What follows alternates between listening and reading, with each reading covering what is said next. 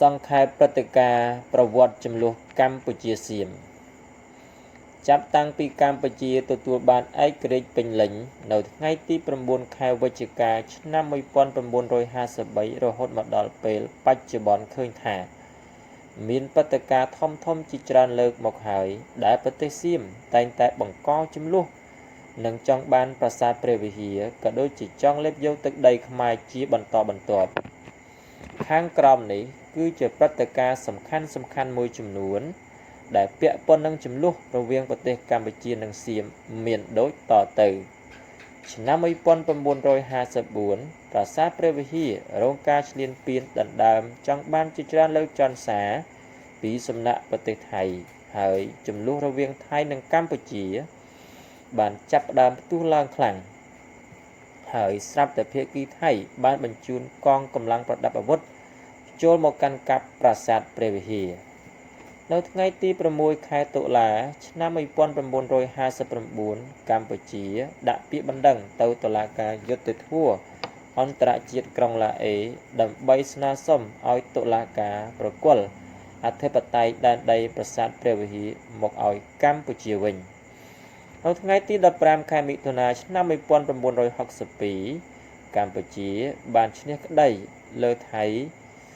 នៅទីក្រុងឡាអេសំណុំរឿងប្រាសាទព្រះវិហារនៅថ្ងៃទី7ខែកក្កដាឆ្នាំ2008ប្រាសាទព្រះវិហារត្រូវបានចុះបញ្ជីជាសម្បត្តិបេតិកភណ្ឌពិភពលោកនៃអង្គការ UNESCO នៅទីក្រុងកេបិចប្រទេសកាណាដានៅថ្ងៃទី15ខែកក្កដាឆ្នាំ2008ថៃបានឲ្យទាហានរបស់ខ្លួនមកឈរជើងនៅក្នុងបរិវេណវត្តកែវសិក្ខាគិរីស្វរៈក្បែរតំបន់ប្រាសាទព្រះវិហារដែលបណ្ដាលឲ្យមានការផ្ទុះអាវុធរវាងកងទ័ពថៃនិងកម្ពុជានៅថ្ងៃទី11ខែសីហាឆ្នាំ2010កម្ពុជាបានផ្ញើលិខិតទៅ UN នាក្រុងញូវយ៉កដើម្បីសុំអន្តរាគមន៍ឲ្យមានយន្តកម្មអន្តរជាតិដើម្បីដោះស្រាយចំនួនព្រំដែនខ្មែរថៃមុំជាប់ប្រាសាទព្រះវិហារនៅថ្ងៃទី28ខែមេសាឆ្នាំ2011កម្ពុជាបានដាក់ពាក្យបណ្ដឹងប្រឆាំងថៃទៅ ICJ ក្រោយពីថៃបានបាញ់គ្រាប់កាំភ្លើងច្រើនសារធ្វើឲ្យខូចខាតប្រាសាទព្រះវិហារដែលជាសម្បត្តិបេតិកភណ្ឌពិភពលោកនៅថ្ងៃទី11ខែវិច្ឆិកាឆ្នាំ2013 ICJ បានសម្រេចជាឯកច្ឆន្ទថាដែនដីទាំងមូលនៃជ្រោយប្រាសាទព្រះវិហារគឺជាដែនដីអធិបតេយ្យរបស់ប្រទេសកម្ពុជានៅថ្ងៃទី28ខែមិថុនាឆ្នាំ2025មានការប៉ះទង្គិចគ្នារវាងទាហានថៃនិងខ្មែរដែលទាហានថៃបានចូលមកបាញ់ទាហានខ្មែរបណ្ដាលឲ្យទាហានខ្មែរម្នាក់បានស្លាប់ថ្ងៃទី24-28ខែកក្កដាឆ្នាំ2025ជាពេលវេលាផ្ទុះសង្គ្រាមព្រំដែនដែលបង្កដោយយោធាថៃមកលើកម្ពុជានៅតាមសមរភូមិសំខាន់ដូចជាប្រាសាទតាមាន់តាក្របីវាលឥន្ទ្រីអានសេះភ្នំខ្មោចតាថៅមុំបីឡាក់នៅថ្ងៃទី27ខែកក្កដាឆ្នាំ2025លោកដូណាល់ត្រាំបាននិយាយដោយជឿជាក់កម្ពុជាថៃចង់ផ្សះផ្សាចំនួននឹងគ្នាបន្ទាប់ពីរូបលោកបានប្រាប់មេដឹកនាំនៃប្រទេសទាំងពីរថាអាមេរិកនឹងមិនចុះកិច្ចព្រមព្រៀងពាណិជ្ជកម្មជាមួយប្រទេសទាំងពីរលុះត្រាតែការវេយប្រយុទ្ធគ្នាបិទបញ្ចប់នៅថ្ងៃទី28ខែកក្កដាឆ្នាំ2025ជំនួបរវាងនាយករដ្ឋមន្ត្រីកម្ពុជានាយករដ្ឋមន្ត្រីស្ដីទីថៃនៅឯប្រទេសម៉ាឡេស៊ីដើម្បីពិភាក្សាសម្រេចឲ្យមានបទឈប់បាញ់ជាបន្ទាន់រវាងកម្ពុជាថៃក្រោមការសម្របសម្រួលពិសេសរបស់នាយករដ្ឋមន្ត្រីម៉ាឡេស៊ីសហការរៀបចំដោយសហរដ្ឋអាមេរិកនិងមានការចូលរួមពីតំណាងប្រទេសចិនព្រឹកព្រលឹមថ្ងៃទី29ខែកក្កដាឆ្នាំ2025ទាហានថៃបានចូលមកចាប់ខ្លួនកងកម្លាំងកម្ពុជាចំនួន21រូបដោយខុសច្បាប់នៅសមរភូមិដាំចំតែខ ខេត្តព្រះវិហារថ្ងៃទី1ខែសីហាឆ្នាំ2025រដ្ឋាភិបាលសម្រេចបង្កើតក្រុមការងារសម្របសម្រួលក្រុមអ្នកអង្កេតការមកត្រួតពិនិត្យការអនុវត្តបទឆបាញ់ម៉ោង11ព្រឹកថ្ងៃទី1ខែសីហាឆ្នាំ2025ភាគីថៃប្រគល់ទាហានឲ្យកម្ពុជាវិញតែ2រូបប៉ុណ្ណោះនៅតាមច្រកទ្វារអូស្មាច់ខេត្តឧត្តរមានជ័យថ្ងៃទី4ដល់ថ្ងៃទី7ខែសីហាឆ្នាំ2025កិច្ចប្រជុំគណៈកម្មការ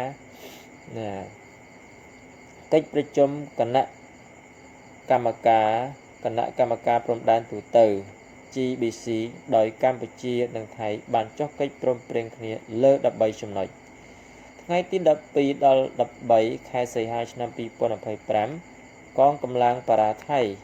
និងតម្រួតព្រំដែនថៃប្រដាប់ទៅដោយអាវុធបានធ្វើ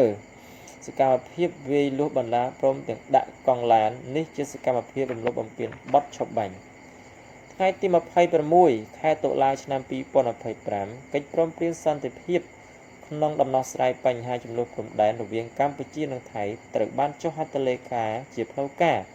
នៅម៉ាឡេស៊ីដោយនាយករដ្ឋមន្ត្រីទាំងពីរកម្ពុជានិងថៃ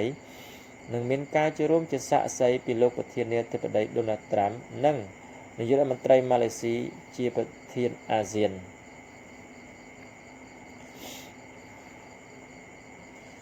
ថ្ងៃទី7ខែធ្នូឆ្នាំ2025មានការផ្ទុះអាវុធជាសារជាថ្មីម្ដងទៀតរវាងកម្ពុជាថៃថ្ងៃទី22ខែធ្នូឆ្នាំ2025មានជំនួបកិច្ចប្រជុំពិសេសរដ្ឋមន្ត្រីការបរទេសអាស៊ានស្ដីពីស្ថានភាពបច្ចុប្បន្នរវាងកម្ពុជានិងថៃនៅទីក្រុងកូឡាឡាំពួរប្រទេសម៉ាឡេស៊ីគិតចាប់ពីថ្ងៃទី7ខែធ្នូឆ្នាំ2025ដល់ថ្ងៃទី22ខែធ្នូឆ្នាំ2025នេះគឺចំនួនឈ្លានពានទឹកដីកម្ពុជាពីសំណាក់ចោលឈ្លានពានសៀមមានរយៈពេលចំនួន15ថ្ងៃហើយមានប្រជាពលរដ្ឋស្លូតត្រង់កម្ពុជាបាត់បង់ជីវិតចំនួន19នាក់និងរបួស79នាក់ដោយសារការប្លង់ទម្លាក់គ្រាប់គ្រប់ប្រភេទចូលតំបន់ស៊ីវិលជាច្រើនកន្លែងក្នុងទឹកដីកម្ពុជានេះគឺមានការរៀបចំនិងដកស្រង់ដោយបងរិនថាណាបានចឹងគឺខ្ញុំសូមលើកអត្ថបទទាំងស្រុងរបស់គាត់មកចឹងមានការខុសត្រូវអីណាសូមអធិស្ឋានឲ្យឥឡូវនេះគឺយើងថ្ងៃ23ហើយណាចឹងគឺខុសគ្នាតែមួយថ្ងៃទីការដកស្រង់អត្ថបទនេះណាចឹងឃើញថាជំនួបរវាងរដ្ឋមន្ត្រីប្រទេសកម្ពុជាក៏ដូចជាជំនួបរវាងរដ្ឋមន្ត្រីប្រទេសថៃកាលពីថ្ងៃម្សិលមិញនោះគឺมันបានជាដុំកំភួននេះទេមានន័យថាថៃនៅតែបន្តការបាញ់បន្តការឈ្លានពានដល់ប្រទេសកម្ពុជាដដែលណាអញ្ចឹងមិនដឹងថាយើងមិនត្រូវមានយន្តការឬក៏ត្រូវវិធីសាស្ត្របែបណាទៀតហ្នឹងគឺថ្នាក់ដឹកនាំក៏កំពុងតែមានការគិតគូរដើម្បីបញ្ចប់នៅចំនួនព្រំដែនកម្ពុជាថៃនេះណាហើយសំខាន់គឺប្រទេសថៃគឺមិនស្ដាប់ការស្នើសុំរបស់អាស៊ានក៏ដូចជាបណ្ដាប្រទេសផ្សេងៗទេណាមានន័យថាมันដូចជាมันខ្វល់អីទាំងអស់ឲ្យតាក់ទងនឹងសិទ្ធិមនុស្សតាក់ទងនឹងការរំលោភបំពានអធិបតេយ្យរបស់ដែនដីកម្ពុជាហ្នឹងគឺប្រទេសថៃគឺมันមានការมันនិយាយថាពាក្យសម័យតែมันខ្វល់អីទាំងអស់ណាតែខ្លួនឯងជាប្រទេសអ្នកមានជាប្រទេសដែលសម្បូរទៅដោយទ្រព្យសម្បត្តិធនធានណាมันគិតពីអាយុជីវិតរបស់ជនស៊ីវិលมันគិតពីអាយុជីវិតរបស់ប្រជាជនស្លូតត្រង់នោះទេណាហើយមានការបាញ់បោះសឹងតែគ្រប់ទិសទីបង្កនៅភាពចលាចលនៅក្នុងប្រទេសកម្ពុជាក៏ដូចជាធ្វើឲ្យប្រជាជនទាំងអស់ទទួលរងនៅសេចក្តីទុក្ខលំបាកដែលកើតចេញមកពីសង្គ្រាមឈ្លានពាននេះណាអញ្ចឹងសង្ឃឹមថាអន្តរជាតិនានានឹងមានការចូលរួមជួយដើម្បីរកដំណោះស្រាយឲ្យប្រទេសកម្ពុជាយើងទទួលបានសុខសន្តិភាពដូចពីមុនមកវិញណាបាទនឹងហើយក៏សូមជូនពរដល់បងប្អូនដែលត្រូវប្រឡងនៅក្នុងថ្ងៃទី25សូមទទួលបានជោគជ័យទាំងអស់គ្នាព្យាយាមឲ្យអស់ពីលទ្ធភាពដើម្បីទទួលបាននៅលទ្ធផលល្អទាំងអស់គ្នាដូច្នោះវីដេអូនេះមានតែប៉ុណ្្នឹងទេជួបគ្នានៅវីដេអូក្រោយៗជាបន្តទៀតសូមអរគុណ